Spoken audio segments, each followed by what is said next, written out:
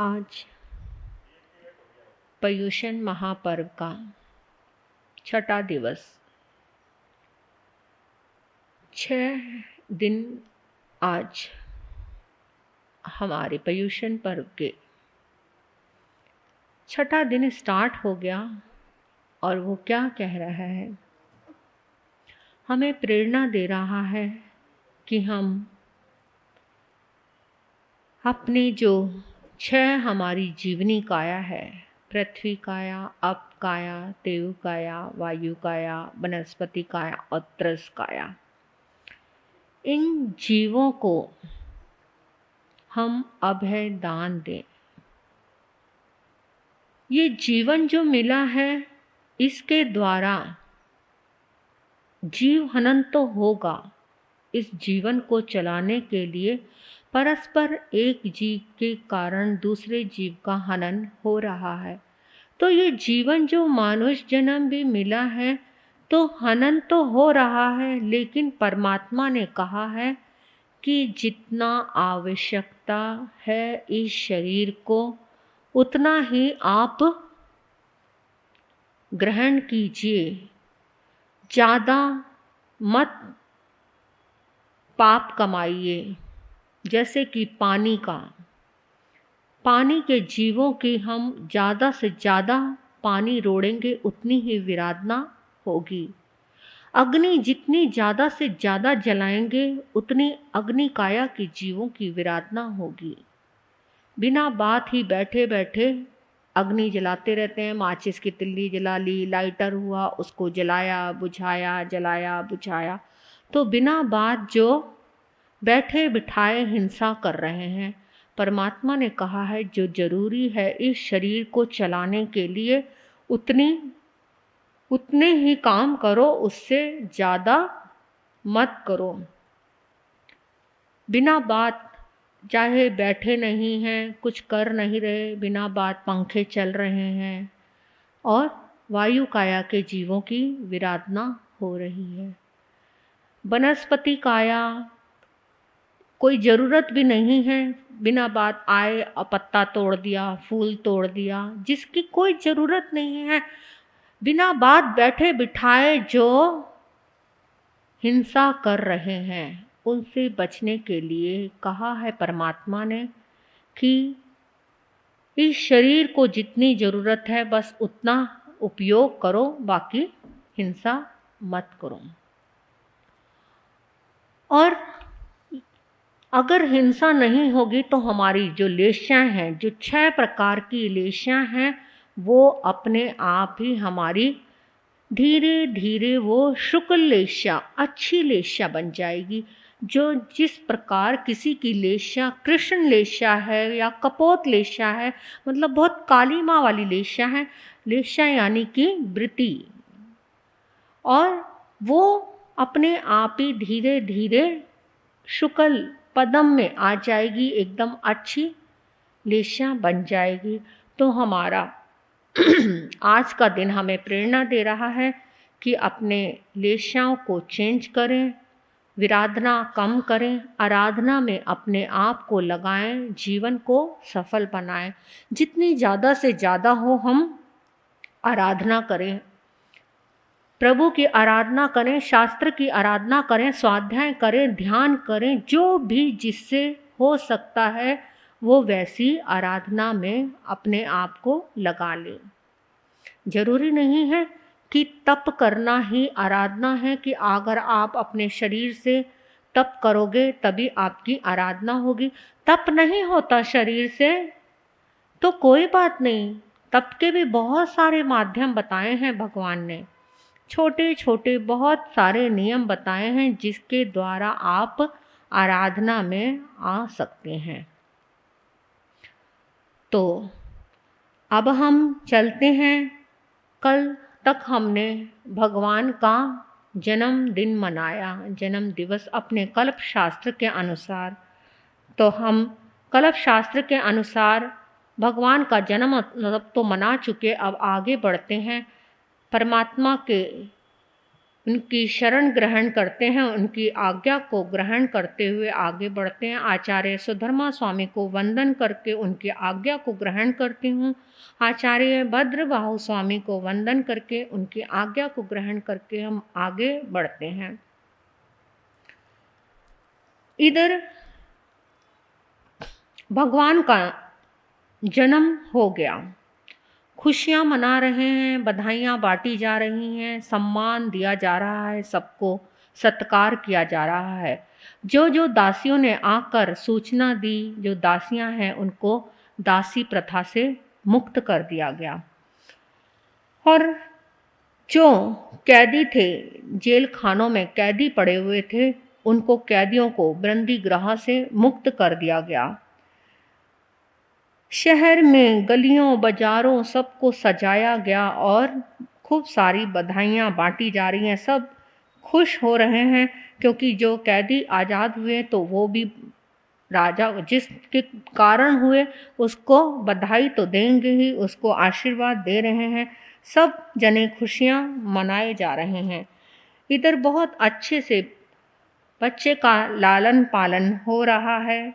कहते हैं खेतों में जो लगान था वो लगान छोड़ दिया गया और राजा ने 10 दिन तक बच्चे का ठाठ बाट से जन्मोत्सव मनाया और फिर जन्मोत्सव मनाने के बाद सुखपूर्वक अपना जीवन व्यतीत कर रहे हैं।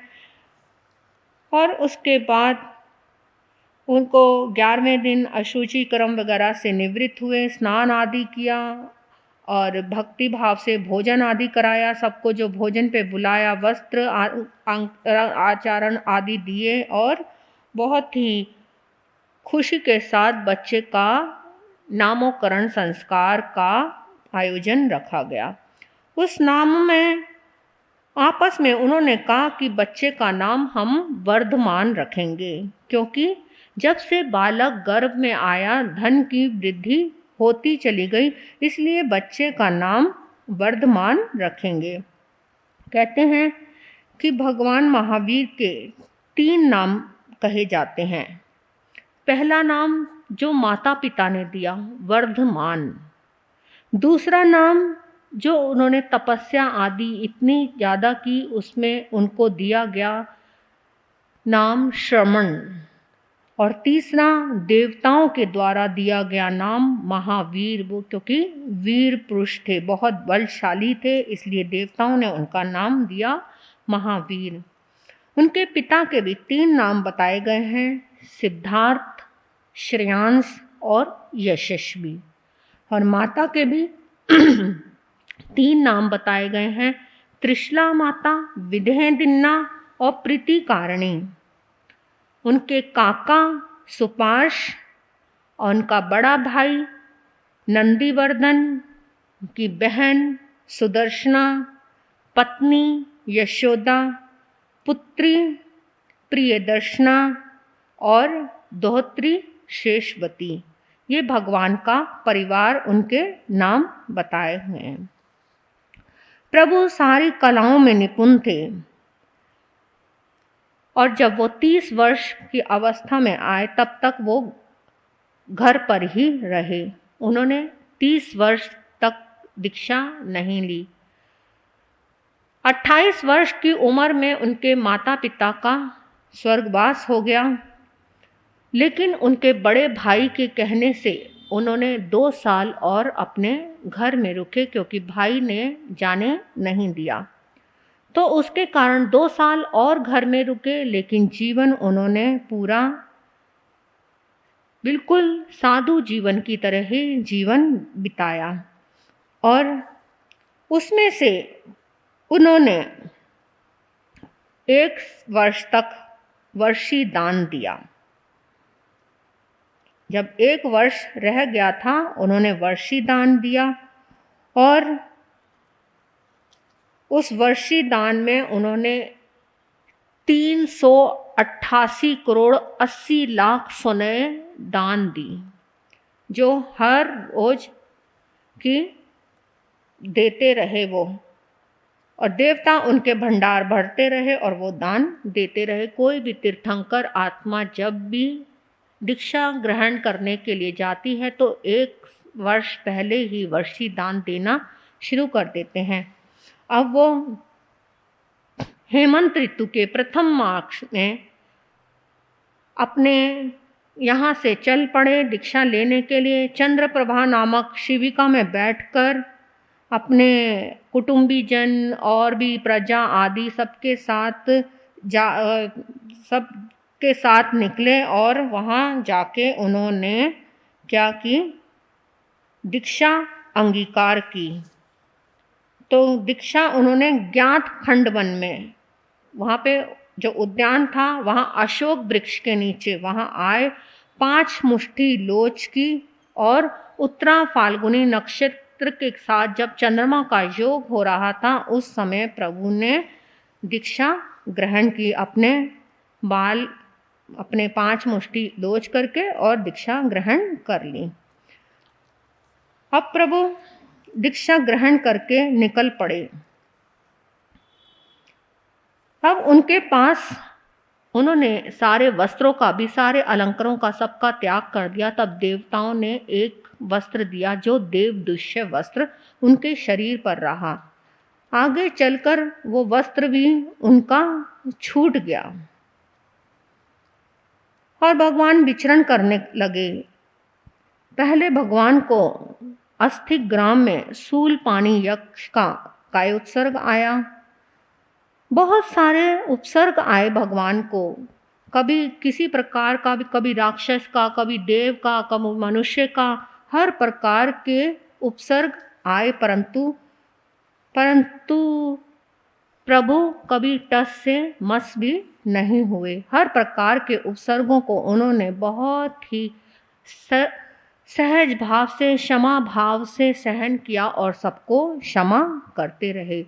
पेडाल गांव में, पोलास नगर में एक बार उनको एक रात्रि के समय किसका उपसर्ग आया? संगम देव का। क्योंकि इंद्र की सभा में जब प्रभु के गुणों का गान हो रहा था तो वहाँ पे एक देव ऐसा आया जो संगम, उसको वो प्रशंसा अखरने लगी, कहने लगा ऐसा कोई हो ही नहीं सकता, तो मैं जाऊंगा और मैं परीक्षा लूंगा। तो वह धरती पर आया संगम देव और परीक्षा लेने लगा। तो कहते हैं उसने 6 महीने तक प्रभु को उपसर्ग दिए और एक रात्रि में 20 प्रकार के उपसर्ग देता था। अनेक प्रकार के, कभी बिच्छू बनकर काटता था, कभी शेर बनकर चीरता था, कभी चींटियां बनकर उनके शरीर में छेद करता था, कभी चूहे बनकर काटता, कभी मतलब बहुत प्रकार के कष्ट दिए। लेकिन प्रभु 6 महीने तक के कष्टों को सह के भी मुस्कुराते रहे, वो टस से मस भी नहीं हुए। हार के वो देव जाने लगा तो उसकी आंखों में अश्रुधारा निकल पड़ी। प्रभु की आंखों से अश्रुधारा बहने लगे। क्यों? जब वो कष्टों को देकर जाने लगा। प्रभु की आंख में आंसू क्यों आए जानते हैं आप? क्या उनकी आंख में आंसू उनके दर्द के कारण आए थे? नहीं, प्रभु की आंख में आंसू आए थे वात्सल्य के, करुणा के, दया के। उस देव ने जो 6 महीने तक प्रभु को कष्ट दिए, उसका फल उसको क्या मिलना था? उसको एक नरक में 2 बार जाना पड़ता, ऐसे उसने कर्मों का बंधन कर लिया था। तो उसके बंधनों को प्रभु अपने ऊपर सहन करने लगे, देखने लगे कि ये बेचारा कैसे इन कष्टों को सहन करेगा। उन कष्टों को याद करके प्रभु की आंखों में आंसू आ गए। ऐसी करुणा, ऐसी दया, ऐसी मैत्री, ऐसी करुणा तो प्रभु के पास ही हो सकती है। तो जब देव ने देखा तो देव को लगा शायद जो मैंने कष्ट दिए उनका दर्द इनको अब हो रहा है, इसलिए इनकी आंखों में आंसू आ गए। तो प्रभु ने कहा, नहीं संगम, तेरे कष्टों को मैं अपने ऊपर सहन कर रहा हूँ। मैं देख रहा हूँ तुझे उन कष्टों का कैसे सामना करना पड़ेगा। तूने जो मेरी सेवा की है 6 महीने तक, उसे तुझे भुगतान कैसे करना पड़ेगा, उसको देखकर मेरी आंखों में आंसू आ गए। तो ऐसी करुणा को लेकर जन्मे थे प्रभु। अब वो वंदन करके वो तो चला गया अपने कर्मों को बोझिल करके, प्रभु के पास आके अपने आप को बोझिल करके चला गया, जहाँ अपने सारे कष्टों को निवार लेना था, परंतु और पाप कर्म बांध के चल पड़ा। प्रभु ने बहुत सारे कष्ट सहे और एक बहुत ही भयंकर कष्ट आया था प्रभु को। कौन सा? कानों में जो प्रभु के कीले ठोके गए थे। एक संगम नाम का ग्वाला था जिसने प्रभु के कानों में कीले ठोके।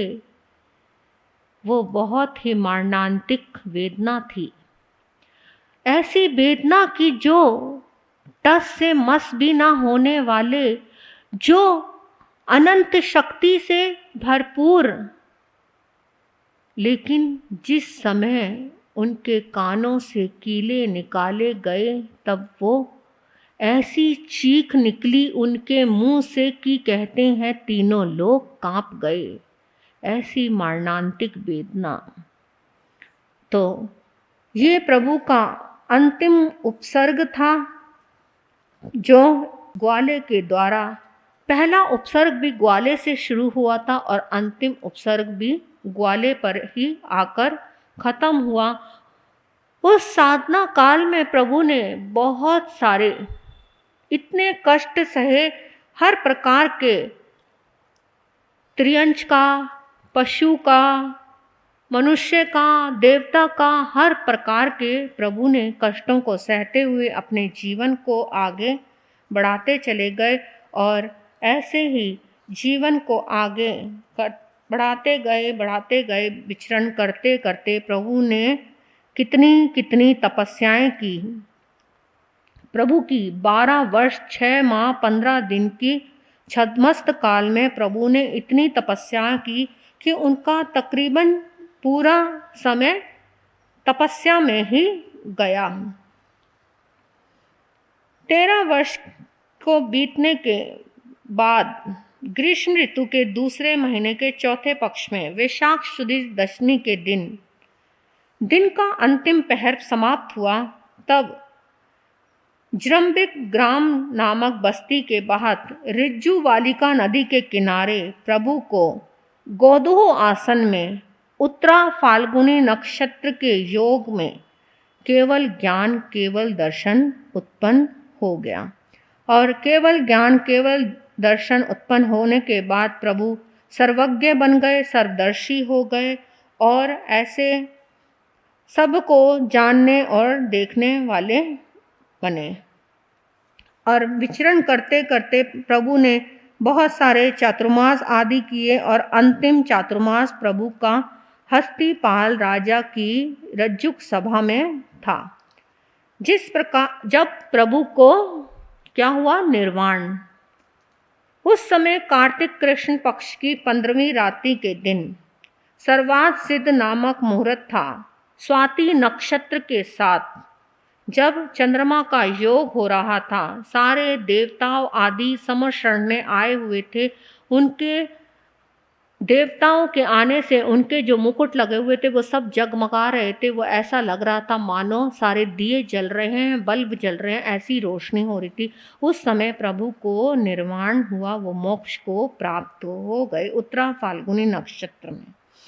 और जब प्रभु को निर्वाण हुआ, देव देवी आने लग गए, शोरगुल होने लग गए। उस समय तो जब आप जानते ही हैं, उस वक्त जब प्रभु को निर्वाण हुआ तो गौतम स्वामी उनके पास नहीं थे, जो उनके अनंत शिष्य, जो उनके अंत्यवासी शिष्य, जो उनसे एक पल भी दूर नहीं होते थे। प्रभु के कहने पर वो देव शर्मा ब्राह्मण को प्रतिबोध देने गए थे। तो रास्ते में ही पता चला उनको कि प्रभु का निर्वाण हो गया। बिलख बिलख कर रोने लगे, ऐसा रो रहे। कहते 2 घड़ी का जो उनका विलाप था वो कोई भी सोच भी नहीं सकता कि उनका जैसा विरलाप था।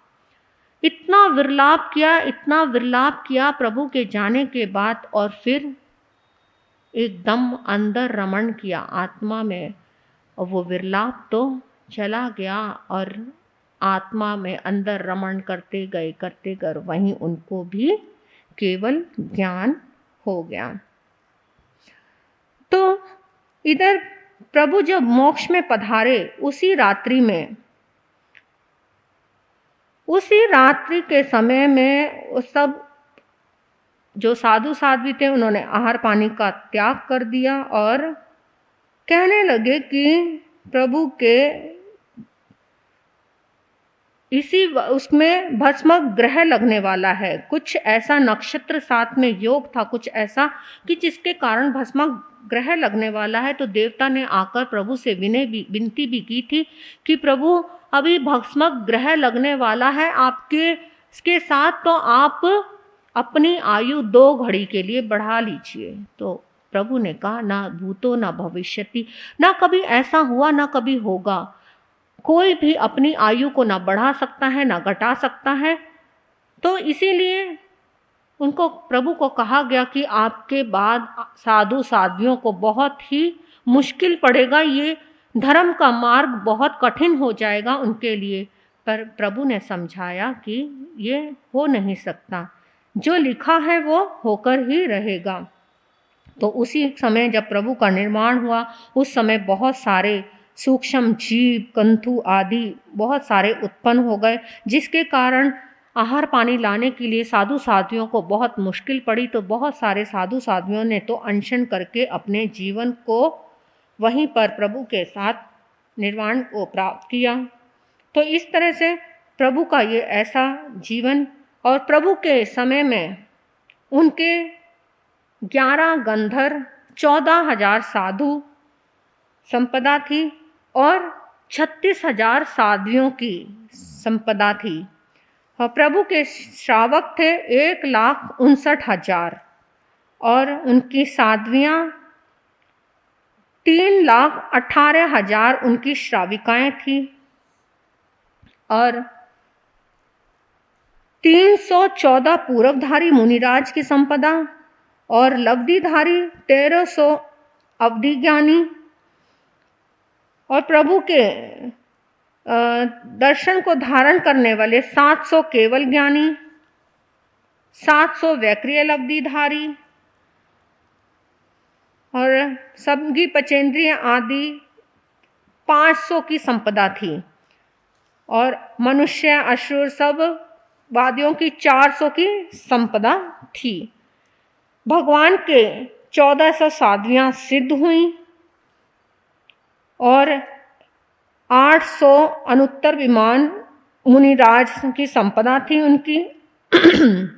और ये उस समय भगवान 2 प्रकार की भूमि उत्पन्न हुई, एक युगांतकृत भूमि और दूसरी पर्याय अनंतकृत भूमि। तो उस समय जो तीर्थंकर के केवल ज्ञान के बाद जितने भी समय में मोक्ष मार्ग शुरू हो, उसे पर्यांतकृत भूमि कहते हैं। जब मोक्ष मार्ग शुरू होता है तो पर्यांतकृत भूमि कहा जाता है, और जब खत्म होता है तो पर्यांतकृत भूमि कहा गई है। तो उसके बाद उन्होंने इस तरह से सारे प्रभु महावीर की शिष्य आदि, श्रावक, श्राविकाएं, ये सब संपदा बताई गई हैं। तो इस तरह से परमात्मा प्रभु महावीर का सारा जीवन परिचय दिया गया है। अब हमारा दूसरा परिचय आता है। ये हमारा नीचे से ऊपर शास्त्र चल रहा है। पहले प्रभु महावीर के बारे में बताया, अब आता है पार्श्वनाथ भगवान के बारे में। पार्श्वनाथ भगवान का जब जन्म हुआ, उस समय में सारे तीर्थंकरों का जब जन्म होता है, ऐसे ही माता 14 स्वप्न देखती हैं और ऐसे ही सब कुछ माता करती हैं। देव देवी आते हैं, उनका जन्मोत्सव मनाते हैं और उन बच्चे को ले जाते हैं, वहाँ पे स्नान आदि कराते हैं और सब वैसा ही किया जाता है। और ऐसे ही उनके सब शैया आदि तैयार की जाती हैं, पालकी सजाई जाती है, सब कुछ ऐसा ही होता है। जिस समय पार्श्वनाथ का जन्म हुआ उस समय माँ और पिता उनके विश्राम कर रहे थे। बहुत अंधेरी रात्रि थी। इतनी अंधेरी रात्रि में जब माता वामा देवी के गर्भ में पार्श्वनाथ का पदार्पण हो गया था, उस समय एक आपस में दोनों सोए हुए थे, तो पास में से एक काला सर्प निकला। जब एक काला बहुत भयानक सर्प निकला तो वामा देवी ने देखा कि राजा का हाथ नीचे पड़ा हुआ है, तो उन्होंने धीरे से हाथ को उठाया और पलंग पर रख दिया कि नाग जो निकल रहा है विषैला वो काट ना जाए। और इतनी ज़्यादा भयानक रात्रि थी कि अमावस की रात्रि, बिल्कुल एकदम अंधेरा, जो हाथ को हाथ भी ना दिखे। तो एकदम राजा की नींद खुल गई और उन्होंने कहा कि क्या हुआ?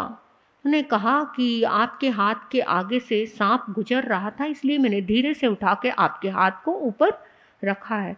कहते इतनी अंधेरी रात्रि में तुम्हें सांप नजर आ गया? हाँ, मुझे आ गया नजर। तो वो क्या था? उस पुत्र का प्रभाव था जो इतनी अंधेरी रात्रि में भी उनको वो सांप नजर आया। तो उन्होंने सोचा कि आने वाले इस पुत्र का नाम हम पार्श्व रखेंगे। तो इस तरह से पुत्र का जन्म हुआ, पार्श्व नाम रखा गया। और उनके साथ एक और घटना घटती है। जब वो बालक अवस्था में ही होते हैं, एक कमठ नाम का तापस पंचांगनी तप करने के लिए नगरी के बाहर आया। तो वो अपना तप कर रहा था, इधर से वो पार्श्व बच्चा वो भी देखने के लिए आया। तो उसने क्या देखा, अपने ज्ञान से उनको दिख गया कि इस तापस की जो कुंड बना हुआ है भट्टी, उसमें एक लकड़ी के अंदर नाग नागिन का जोड़ा जल रहा है। तो उन्होंने तापस से कहा कि तेरी इस भट्टी के अंदर जो लकड़ी है इसमें नाग नागिन का जोड़ा जल रहा है, इसे निकाल। कहते अरे क्या बोलता है तू? अरे मैं सही बोल रहा हूँ, नाग नागिन का जोड़ा जल रहा है। कहते वो तो बहुत शर्मिंदा हो गया क्योंकि वो इतना बड़ा तापस था। तो एकदम गुस्सा आ गया कि अगर इसमें से नहीं निकला ना तो देख लेना। उसने गुस्से में उठाया और लकड़ी को चीरा तो देखा नाग नागिन का जोड़ा तड़पता हुआ निकला। और उन्होंने, उस बच्चे ने, पार्श ने उनको महामंत्र की शरण दी और उनको शांत किया। और वो नाग नागिन का जोड़ा मर के क्या बना? धर्मेंद्र और पद्मावती देवी। इधर वो जो कमठ का जीव था वो एकदम द्वेष की अग्नि से भरकर चला गया वहां से। अब वो चला तो गया, लेकिन क्या सोचा कि मैं इससे बदला जरूर लूंगा। अब वो मर के देव बन गया, मेघमाली देव। अब इधर से पार्श बच्चा बड़ा हुआ, दीक्षा ग्रहण की और अपना संयम लेके चल पड़े और ध्यान में खड़े हुए हैं। अब कमठ का जीव जो देव बना उसने देखा, अरे ये तो वही है जिसने मुझे अपमानित किया था। इसको मैं मजा अब चखाता हूँ कि अपमान सहना कितना मुश्किल है। अब वो उपसर्ग करने शुरू कर दिए उसने, बहुत उपसर्ग दिए, हर प्रकार के उपसर्ग दिए। अब जब प्रभु तो एकदम ध्यान में खड़े हुए, उनको कोई भी फर्क नहीं पड़ रहा, तो उसने क्या किया, मूसलाधार वर्षा प्रारंभ कर दी। इधर से जो पार्श कुमार ने जो धर्मेंद्र और जो नाग नागिन को नवकार मंत्र दिया था, जो धर्मेंद्र और पद्मावती बने थे, तो उन्होंने देखा कि जिनके कारण हम इतने बड़े देवलोक में आए, ऐसे प्रभु के ऊपर उपसर्ग आए हुए हैं। तो वो नीचे आए और उनके ऊपर कहते हैं पद्मावती जो है उन्होंने अपने ऊपर बिठाया प्रभु को, और धर्मेंद्र ने उनके ऊपर छत्र स्थापित कर दिया। और उनको देखकर वो कमठ का जीव डरकर भाग गया। अब फिर इस प्रकार से अब उसको अपनी भूल का पछतावा हुआ और उसने भी क्षमा याचना की। अब इधर प्रभु ने ऐसे ही दीक्षा ली, ऐसे ही दान दिया, ऐसे कष्टों को सहाय करके और अपने जीवन को यापन करते हुए आगे चल रहे हैं। जीवन आगे बढ़ता जा रहा है, बढ़ता जा रहा है, और उधर से उनके 84वें दिन ग्रीष्म ऋतु में प्रथम चैत्र कृष्ण चतुर्थी के दिन विशाखा नक्षत्र से चंद्रमा का जब योग हो रहा था, शुक्ल ध्यान ध्याते हुए प्रभु को केवल ध्यान, केवल दर्शन उत्पन्न हो गया। और पार्श्वनाथ भगवान के 8 गंधर्व हुए, 16,000 साधु हुए, 38,000 साध्वियाँ, 1,64,000 श्रावक, 350 पूरबधारी मुनिराज और 3,27,000 श्रावक श्राविकाएं, 1,400 अवधि ज्ञानी, 1,000 केवल ज्ञानी, 1,100 वेक्रिय लब्धि धारक और 750 विपुलमती मन पर्यव ज्ञानी। ये प्रभु की संपदा, ये इतने जो इनके साथ साधु साध्वियाँ श्रावक श्राविकाएं मुनिराज जो भी हुए, वो कैसे कितने दीक्षित हुए, कितनों ने मोक्ष को प्राप्त किया, कितने केवल ज्ञानी बने, कितने, ये इनकी सारी संपदा बताई हुई है। और इस तरह से अब पार्श्वनाथ भगवान ऐसे ही करते हुए अपने जीवन को यापन करते हुए सिद्ध बुद्ध मुक्त हुए। और अब आता है हमारे कौन से, अरिष्टनेमी भगवान। अरिष्टनेमी भगवान का क्या, उन्होंने कैसे, पार्श्वनाथ भगवान के जो 5 कल्याणक हैं वो हैं वो पार्श्वनाथ भगवान के जो कल्याणक आए हैं वो सारे आए हैं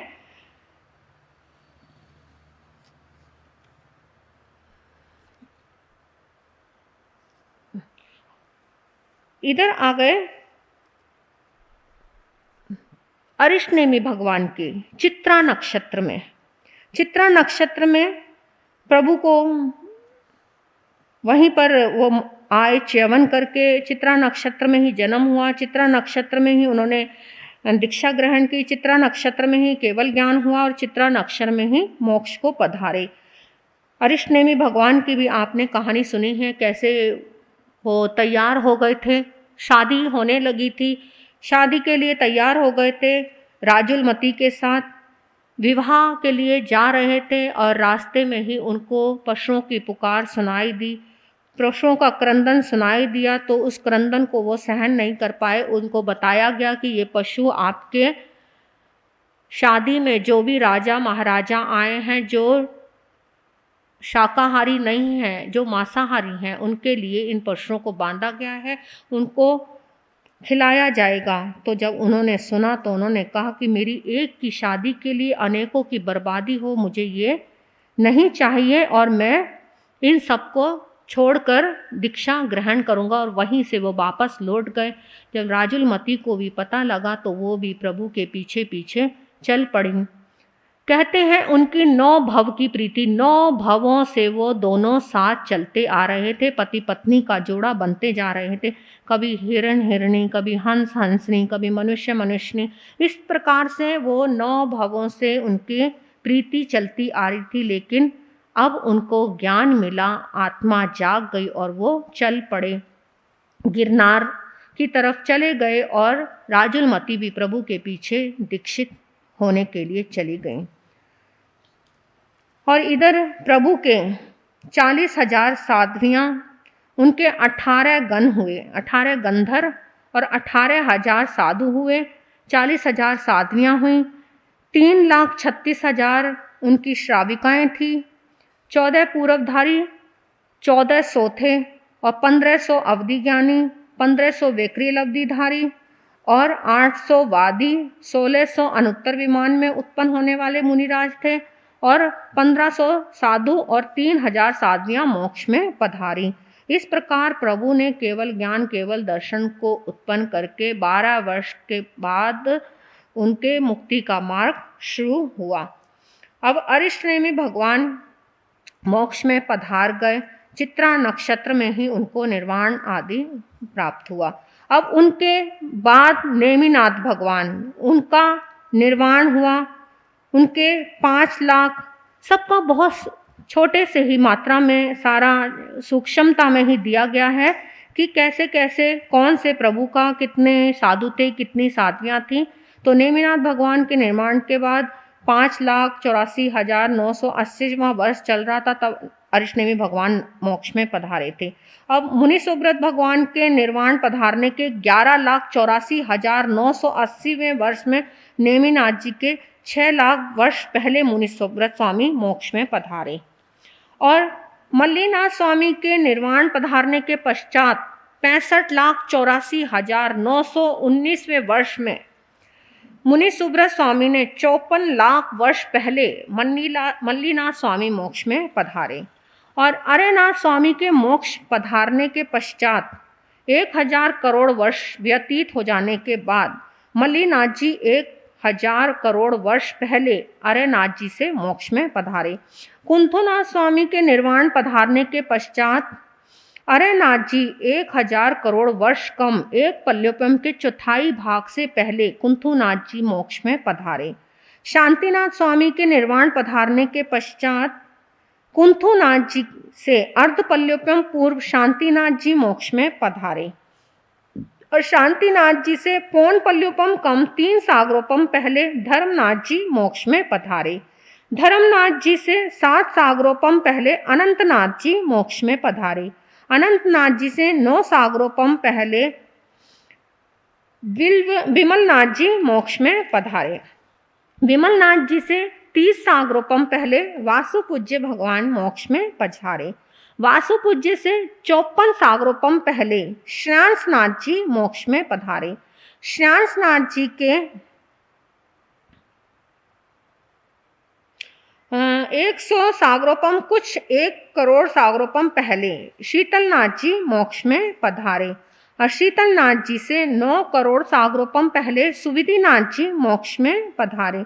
सुविधिनाथ जी से 90 करोड़ सागरोपम पहले चंद्र प्रभु जी निर्वाण को पधारे। चंद्र प्रभु भगवान से 900 करोड़ सागरोपम पहले सुपार्श्वनाथ जी मोक्ष में पधारे। सुपार्श्वनाथ जी से 9000 करोड़ सागरोपम पहले प्रभुनाथ जी, पदम प्रभु जी मोक्ष में पधारे। अब पदम प्रभु जी से 90,000 करोड़ सागरोपम पहले सुमतिनाथ जी मोक्ष में पधारे। सुमतिनाथ जी से 900 लाख करोड़ सागरोपम पहले अभिनंदन प्रभु जी मोक्ष धाम को पधारे। अभिनंदन स्वामी के 10 लाख सागरोपम पहले संभवनाथ जी मोक्ष में पधारे। संभवनाथ जी से 30 लाख करोड़ सागरोपम पहले अजितनाथ जी मोक्ष में पधारे। अजितनाथ जी से 50 लाख करोड़ सागरोपम पहले ऋषभदेव भगवान मोक्ष में पधारे। इस तरह से ये 24 तीर्थंकर भगवान का बहुत ही छोटा सा वर्णन दिया है। ऋषभदेव भगवान के समय में, उस समय उत्तराषाढ़ा नक्षत्र और 5वां कल्याणक, 4 कल्याणक तो उनके उत्तराषाढ़ा नक्षत्र के हुए, जो च्यवन का, जन्म का, दीक्षा का और केवल ज्ञान का। और 5वां कल्याणक जो मोक्ष का होता है वो उनका अभिजीत नक्षत्र में हुआ। तो और भगवान जिस समय ऋषभदेव भगवान का जन्म हुआ था उस समय कौन सा आरा चल रहा था? 3रा आरा समाप्त होने वाला था। तब उस समय युगलिय होते हैं, युगलियों का समय होता है। युगलिय कैसे कैसे छोटी छोटी, वो मतलब बहुत छोटा उनका जीवन होता है और वो जोड़ा आपस में शादी करता है। युगलियों का बहुत ही सुखमय जीवन होता है। उनको जरा भी डर किसी भी चीज़ का भय, डर या कोई चिंता फिक्र नहीं होती, कोई दुख होता ही नहीं है। तो ऐसे हमारे 24 तीर्थंकरों का वर्णन हमारे सारा इसमें आया है। आदिनाथ भगवान के 20 लाख पूर्व उन्होंने गृहावस्था में रहे, वो 20 लाख पूर्व वर्ष तक वो कुमार अवस्था में रहे और 63 लाख पूर्व वर्ष तक उन्होंने राज्य किया। फिर उसके बाद 72 पुरुषों और स्त्रियों की 64 उन्होंने जो कलाएं सिखाई, वो सारी कलाएं, क्योंकि असी मसी कृषि कुछ भी कोई जानता नहीं था, वो प्रभु ने सिखाया सब कुछ। क्योंकि उस समय कल्प वृक्ष होते थे, सारी मनोकामनाएं पूरी होती थी कल्प वृक्षों से। कल्प वृक्ष जो मांगो, जो सोचो मन में, वही कल्प वृक्ष से मिल जाता था। चाहे पहनने के लिए कपड़ा हो, जेवर हो, खाना पीना, पहनना ओढ़ना सोना, सब कुछ, सारी इच्छाएं कल्प वृक्षों से पूरी होती थी। धीरे धीरे कल्प वृक्ष समाप्त होते गए तो प्रभु ने उस समय 72 कलाओं का ज्ञान सिखाया, और फिर सिखा के वो जब गृह सब सीख गए, उसके बाद उन्होंने घर छोड़ा और दीक्षा धारण की, और 4 मुष्टि उन्होंने, बाकी सब तीर्थंकरों ने तो 5 मुष्टि लोच की, लेकिन ऋषभ देव भगवान ने 4 मुष्टि लोच की। और ऐसे ही उन्होंने भी किसी उद्यान में जाकर दीक्षा, शकटमुख उद्यान में जाकर न्यो ग्रोध वृक्ष के नीचे आषाढ़ नक्षत्र में जब चंद्रमा का योग हो रहा था, तब उन्होंने दीक्षा ली और वहीं पर केवल ज्ञान प्राप्त हुआ, और फिर उसी समय उनको निर्वाण भी प्राप्त हुआ। ऋषभदेव भगवान के 84 गंधर हुए, 84,000 साधु हुए, 3 लाख साध्वियाँ हुई, 3,05,000 श्रावक हुए, 5,54,000 श्राविकाएँ हुई, 4,750 14 पूरबधारी संत श्राविकाएँ हुई, 4,750 14 पूरबधारी हुए, 9,000 अवधि ज्ञानी, 20,000 केवल ज्ञानी, 20,000 वैक्रियल अवधिधारी और 12,000 विपुलमती मन प्रयोग ज्ञानी, और उनके शिष्य 20,000 मुनिराज जो सिद्ध हुए, और 40,000 साध्वियाँ उनकी मोक्ष में पधारी। तो इस प्रकार प्रभु के जीवन का वर्णन है। और प्रभु से पहले आपने सुना था, मैंने मरीचि के भव में बताया था कि प्रभु के निर्वाण से पहले उनकी माता मरु देवी मोक्ष में पधारी। तो मोक्ष का दरवाजा खोलने वाली पहली उनकी माता मरु देवी माता थी। और इस तरह से उन्होंने अपने जीवन को व्यतीत करते हुए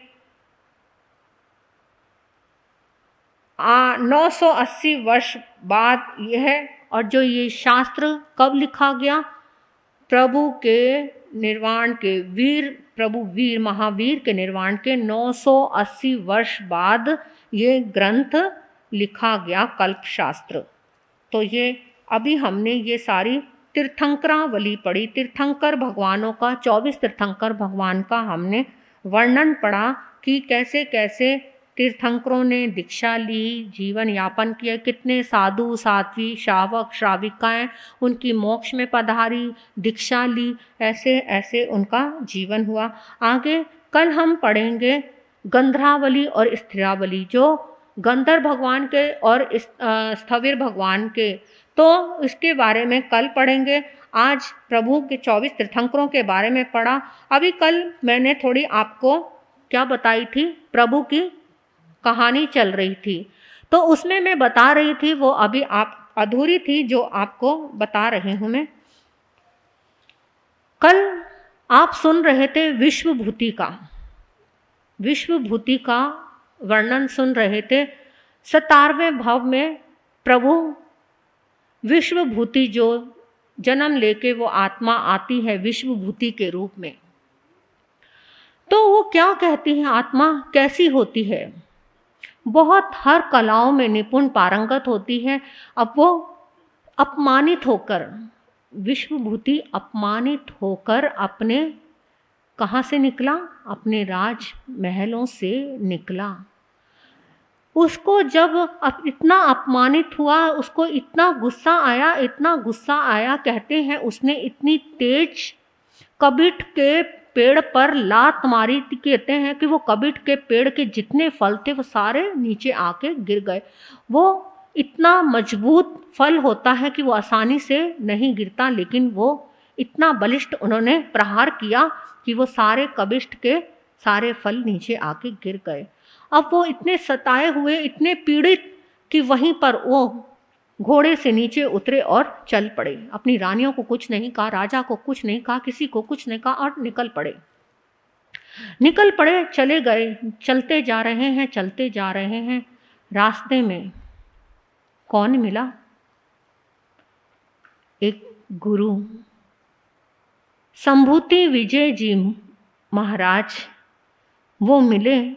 अब वो तो परेशान हैं। इधर से वो आ रहे थे मुनिवर संभूति विजय जी, उधर से कौन जा रहा है? विश्वभूति। उनको क्रॉस करके जैसे ही आगे निकला तो संभूति विजय जी ने उनका हाथ पकड़ लिया। कहने लगे, कहाँ जा रहे हो बंधु? जैसे ही उसने सुना बंधु कहाँ जा रहे हो, हाथ छुड़ाने को हुआ। मेरा कोई भाई नहीं है, मैं किसी का बंधु नहीं हूँ, मेरा कोई सगा नहीं है, छोड़ो मुझे। उन्होंने और जोर से पकड़ लिया। पूछा, क्या हुआ, कहाँ जा रहे हो? एकदम सिर पे हाथ फेरा, पीठ पे हाथ फेरा। जैसे ही प्यार भरे नेत्रों से देखा, हाथ फेरा, उसके अश्रुधारा बह निकली विश्वभूति की। रो पड़ा। और फिर संभूति विजय जी ने एक तरफ ले जाके पूछा, क्या हुआ? सारी आप बीती जो हुई सब कहानी बता दी कि इस तरह से मुझे अपमानित किया गया, मेरी क्या गलती थी? मेरा कोई नहीं है, मुझे कुछ नहीं चाहिए। कहाँ जाओगे? पता नहीं कहाँ जाऊँगा। मौत आ जाए, मौत चाहता हूँ, मौत आ जाए तो मैं खुशी खुशी मौत को गले लगा लूँ। क्यों? दूसरों ने तो तुम्हें प्रताड़ित किया, लेकिन तुम खुद ही अपने हत्यारे बन रहे हो। दुश्मन क्यों बनते हो अपने? आत्महत्या करना अपने आप का दुश्मन कहलाना। आत्महत्या करना कोई हल नहीं है जीवन का। आत्महत्या तो वही करता है जो क्या होता है? डरपोक होता है, जो जीवन में कुछ कर नहीं सकता। जब सारे रास्ते बंद हो जाएं तो एक रास्ता, सबसे बड़ा रास्ता खुला होता है, उस प्रभु, उस परमात्मा का, जो तुम्हारा साथ कभी नहीं छोड़ते। उस रास्ते पर अगर तुम आ जाओ तो जीवन तुम्हारा जन्मों जन्म सुधर जाएंगे। तो संभूति विजय जी ने भी समझाया, हाथ पकड़ लिया। अपने दुश्मन मत बनो। जब कोई तुम्हारा नहीं है, तुम अनाथ हो तो चलो ना, तुम्हारे नाथ बनेंगे प्रभु, चलो उनकी शरण में। खुश हो गया, चल पड़ा उनके साथ और दीक्षा ग्रहण कर ली। इधर से वो मंत्री ने जो जासूस छोड़े हुए थे विश्वभूति के पीछे, आकर पता लगा, उन जासूसों ने खबर दी कि विश्वभूति तो संत बन गया। राजा बहुत परेशान हुआ, मंत्री को कहा कि मैं विशाख नंदी को छोड़ सकता था, मैं राजमहल को छोड़ सकता था, लेकिन मैं विश्वभूति को नहीं छोड़ सकता। वो मुझे प्राणों से भी प्यारा है, चलो मुझे उसके पास लेकर। अब लेकर गए सब। राजा ने विश्वभूति मुनि से कहा, आपने इसको दीक्षा कैसे दे दी? आपने इसके परिवार से तो पूछा नहीं और इसको दीक्षा कैसे दे दी? वो तो अनाथ था तो इसलिए उसको दीक्षा दे दी, उसका कोई भी नहीं है। अरे आप उसको अनाथ कह रहे हैं? मैं राजा, मैं उसका तात हूँ, ये इसकी सारी रानियां, ये सारे भाई, माता पिता सब तो है, उसका पूरा परिवार तो है। तो मुनिवर ने कहा, तो फिर ठीक है, ले जाओ आप। अगर विश्वभूति जाता है तो आप ले जाओ उसे। अब गए, कौन उसको जाकर कहे? डर रहे हैं क्योंकि सबने क्या किया, छल कपट किया उसके साथ। चले तो गए, डर रहे हैं, कोई भी कहने की हिम्मत नहीं जुटा पा रहा। फिर भी राजा ने हिम्मत जुटा के कहा, बेटा माफ़ कर दे मुझसे बहुत बड़ी गलती हो गई, मुझसे बहुत बड़ी भूल हो गई। चल, तू जो चाहेगा वो तुझे मिलेगा, मैं उद्यान क्या, जो भी तुझे चाहिए मैं सब कुछ दूंगा, बेटा चल। विश्वभूति ने कहा, जो मुनि बन चुके थे, तात आप मुझे जो देना चाहते हैं तो मुझे वही दीजिए जो मैं ग्रहण कर चुका हूँ, जो मैं बाना ले चुका हूँ, मुझे इसी बाने में रहने दीजिए, मैं यही चाहता हूँ। अब वो क्या कहते, कुछ नहीं कहा, चल पड़े अपना सामू लेकर। इधर रानियों ने भी क्षमा याचना की, स्वामी हमें माफ़ कर दीजिए, हमारी गलती हो गई, हमने आपको नहीं बताया, आप चलिए, हमारी गलती को माफ़ कर दिए। तो उन्होंने कहा जो हुआ अच्छा हुआ, जो होता है अच्छे के लिए होता है, अगर अच्छा हुआ तो मैं मुनि जीवन को धारण कर पाया। भाई एकदम अहंकार में आके बोला विशाख नंदी, अरे उद्यान नहीं मिला तो यहाँ आके बैठ गया, ले ले उद्यान, ले ले, जा जा ले ले उद्यान को और चल घर में। अब उसने कोई जवाब, विश्वभूति ने कोई जवाब नहीं दिया, मौन हो गया, मौन रह के बस शांति से बैठ गया। अब वो सब पूरा राज परिवार वापस लौट गया। इधर विश्वभूति रात को सो रहा है और विशाख नंदी की बातें कानों में गूंज रही हैं। उसकी सारी एक एक घटना उसके दिमाग में चलती जा रही है कि कैसे बचपन से लेकर आज तक उसने मुझे प्रताड़ित ही किया है, मुझे नीचा दिखाया है, मेरा अपमान किया है, मुझसे सब कुछ छीना है। मैंने क्या बिगाड़ा था उसका, लेकिन उसने मुझे बहुत परेशान किया। रात भर सो नहीं पाया। सुबह गुरुदेव को कहा कि गुरुदेव मैं रात भर सो नहीं पाया, मैं बहुत परेशान था। क्यों, क्या हुआ? विशाख नंदी ने मुझे सोने नहीं दिया। विशाख नंदी ने? मैंने तो उसको आते यहाँ पे देखा नहीं, वो तो आया नहीं। उसकी यादें गुरुदेव, उसकी यादें मुझे परेशान करती रहीं। अरे तुमने विशाख नंदी को अभी तक माफ़ नहीं किया?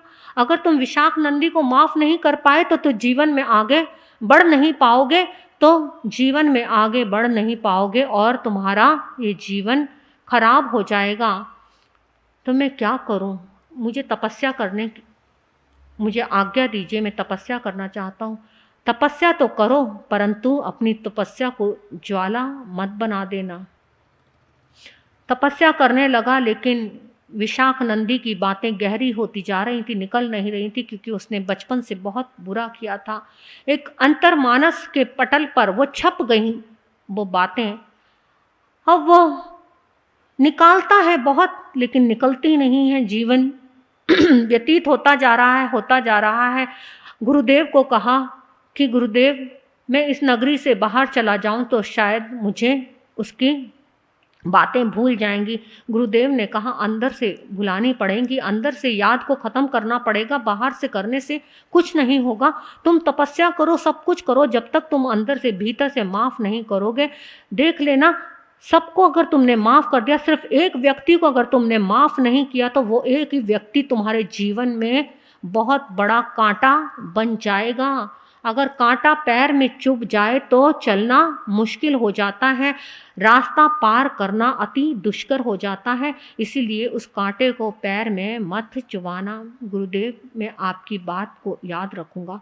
और विचरण करने लगे, मांस खमन करते जा रहे हैं। एक दिन मांस खमन का पारना लेने के लिए मथुरा नगरी में पहुंच गए। वहां पर मांस खमन का पारना लेने के लिए जा रहे हैं। इधर से विशाख नंदी अपने राज परिवार के साथ मथुरा में आया हुआ था।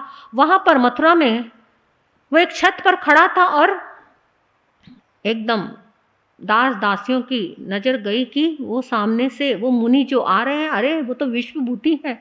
जाकर विशाख नंदी को खबर दी। विशाख नंदी महल की छत पर खड़ा है और देख रहा है शरीर कृश हो गया, एकदम दुबला पतला, क्योंकि बहुत तपस्या की। और एकदम देखकर कह रहा है, अरे देखो कैसा कृश शरीर हो गया, बेचारा कैसा हो गया। इधर से जब विश्वभूति जा रहे थे तो एक रास्ते में गाय खड़ी थी। वो गाय गर्भवती थी, प्रसूता गाय थी। एकदम गाय को ऐसा लगा कि कहीं मेरे बच्चे को कोई तकलीफ ना पहुंचा दे ये, और उसने एकदम अपनी दोनों टांगों को उठाया और मुनि को लग गई वो टांगे और मुनि गिर पड़े। जो मुनि गिर पड़े ये दृश्य कौन देख रहा है? छत पे बैठा हुआ वो विशाख नंदी। जैसे ही उसने देखा और एकदम जोर जोर से अट्टहास करके हंसने लगा।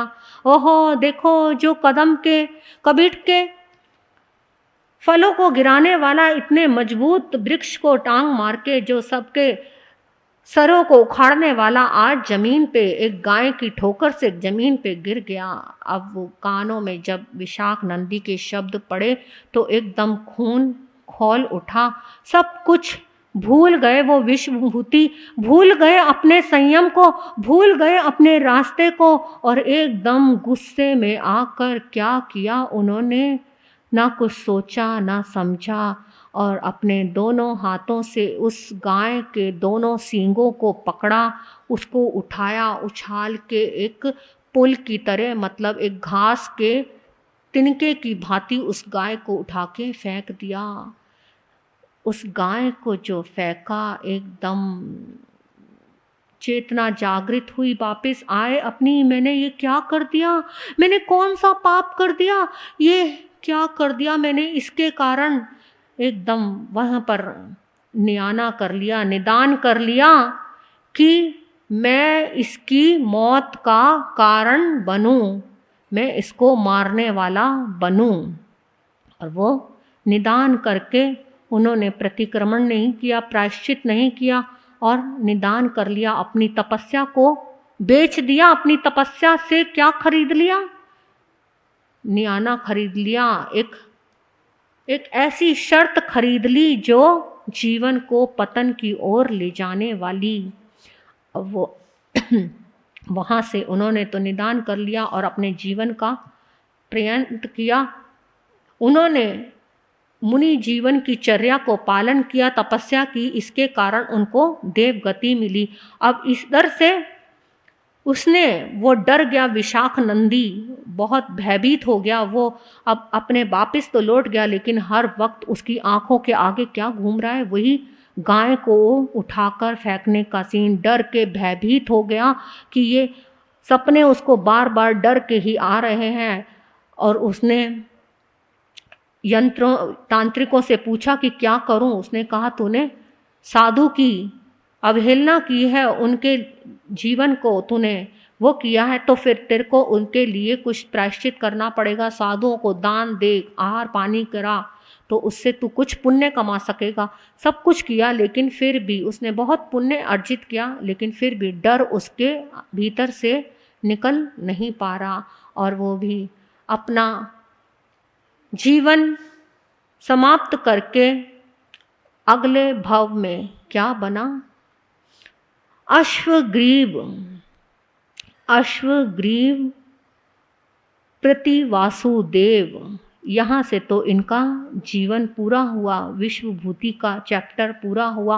और उधर वो विश्वभूति की आत्मा देवलोक में गई, देवलोक से फिर वापस आकर कहाँ जन्म लेती है, त्रिपृष्ठ वासुदेव के रूप में वो आत्मा जन्म लेती है।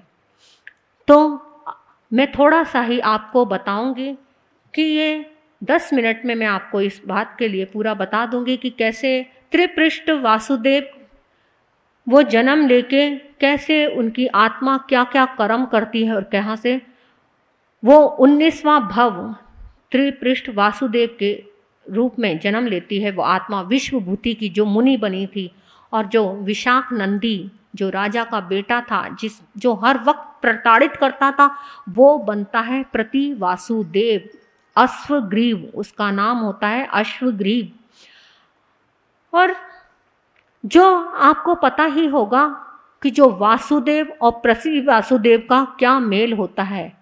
वासुदेव हमेशा निदान करके आते हैं, न्याना करके आते हैं, अपनी तपस्या को बेचकर खरीद कर आते हैं कि मैं इसको मारने वाला बनूं। जो मारने वाला होता है वो वासुदेव होता है, और जो मरने वाला होता है प्रति वासुदेव होता है। जो अश्वग्रीव उसने जन्म ले लिया, अश्वग्रीव पहले जन्म लेता है, उसकी सत्ता जमी हुई होती है।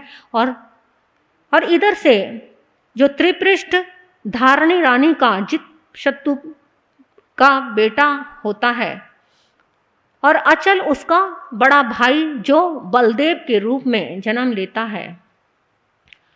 अब वो तो डर से ही उसने मृत्यु को प्राप्त किया, किसने, विशाख नंदी ने, और भय से ही उसने जन्म लिया। अश्वग्रीव ने, उसको हर वक्त अपनी मौत का भय बना रहता है कि मुझे कोई मारेगा तो नहीं, मैं मर तो नहीं जाऊंगा, मुझे मारने वाला कहीं कोई पैदा तो नहीं हुआ। तो वो हर वक्त अपने डर से भयभीत रहता है, अपनी मृत्यु से, और पता कराता रहता है। उसने पता करवाया कि मुझे कौन मारेगा, तो उसे बताया गया कि तुम्हें वही मारेगा जो तुम्हारे इस वन में केसरी सिंह नाम का जो शेर होगा उसको मारेगा, उसकी मृत्यु करेगा, और तुम्हारा जो दूत है चंडमेध उसकी जो पिटाई करेगा वही तुम्हारा मारने वाला बनेगा। अब वो पता करता है, पता लगा कि ऐसे ऐसे कहीं कोई भी ऐसा नहीं है। तो लेकिन 2 राजकुमारों के बारे में पता चला कि वो बहुत ही बलशाली हैं, वो किसी को अपने आगे टिकने नहीं देते। अब उन्होंने दूत को चंडमेध को वहाँ भेजा। वो राजा तो एकदम चरणों में झुक गया, त्रिपृष्ठ का पिता, क्योंकि अश्वग्रीव की सत्ता के आगे सब झुकते हैं सारे राजा, क्योंकि उन्हीं के अधिनिष्ठ होती है सारी प्रजा, सारे राज्य। तो एकदम कहने लगे आपकी खिदमत में क्या सेवा की जाए। और जब वो एकदम खड़े होके दूत के आगे हाथ जोड़ने लगे तो ये त्रिपृष्ठ को अच्छा नहीं लगा कि पिता एकदम ये दूत के आने पे खड़े हो गए, गुस्सा आया। और जब वो कहते बाहर जाएगा नगर के तब इसे बताएंगे। और जब नगर के बाहर आया तो उन्होंने उसकी पिटाई कर दी कि क्या क्या ड्रावा दे रहे हो, क्या तुम समझते हो, अपने राजा से जाकर कह दो कि हम किसी से डरते नहीं हैं, हम किसी की सत्ता में, हम किसी के सेवक नहीं हैं, जाओ जाके जो कहना है कह दो अपने राजा को। इधर से राजा को पता लगा तो उन्होंने उनको कहला के भेजा कि तुम्हारे यहाँ पर तुम्हें यहाँ वन में एक शेर आया हुआ है जो केसरी सिंह नाम का है, उससे प्रजा की रक्षा करनी है। अब वो बहुत बलशाली था, कोई भी उसको जीत नहीं पा रहा था। जब राजा के पास खबर पहुंची तो त्रिपृष्ठ ने कहा कि पिताश्री आप हम पर छोड़ दीजिए इस पर। अब दोनों भाई चल पड़े, उस शेर को वश में करने के लिए पहुँचे और उतरे। शेर को ललकारा त्रिपृष्ठ ने। उसने सोचा ये तो खाली हाथ है, निहत्था है, और मैं किसी चीज पर चढ़ के, रथ पे चढ़ के और किसी शस्त्र से इसे मारूंगा तो ये मेरे द्वारा मारा हुआ कहाया नहीं जाएगा। ये कहाया जाएगा कि इन्होंने तो पक्षपात किया, ये तो निहत्था है और ये किसी शस्त्र से मार रहे हैं। तो उन्होंने रथ से उतरकर निहत्थे हाथ से ही उस शेर का मुकाबला किया और कहते हैं दोनों हाथों से उसके जबड़े को चीर दिया और शेर का प्राणांत कर दिया। इधर से जो सारथी था उसने उस शेर को सांत्वना दी और एकदम उसको सहलाया और कहा तू अपने अंदर बैर भाव मत बांधना, तू अपने आप को एकदम शांत रखना। कहते हैं जो सारथी की जो आत्मा थी, जो त्रिपृष्ठ का सारथी बना था, वो आगे चल के वो आत्मा क्या बनी? वो आत्मा बनी गौतम स्वामी। क्योंकि जो आत्मा एकदम दूसरों के दुख दर्द को सहलाती है वो गंधर्व बनती है, और जो त्रिपृष्ठ की आत्मा आगे चलकर क्या बनेगी? वो महावीर बनेगी। वो महावीर की चेतना चलती जा रही है। इधर से उस शेर का प्राणांत हो गया। अब वो डर गया अश्वग्रीव, और इधर त्रिपृष्ठ की शादी कर दी गई स्वयं प्रभा से। अब वो कहता अश्वग्रीव की स्वयं प्रभा तो मेरी है, मुझे लौटाओ नहीं तो युद्ध करो। उन्होंने कहा ठीक है, तुम युद्ध के लिए तैयार हो जाओ, युद्ध होगा।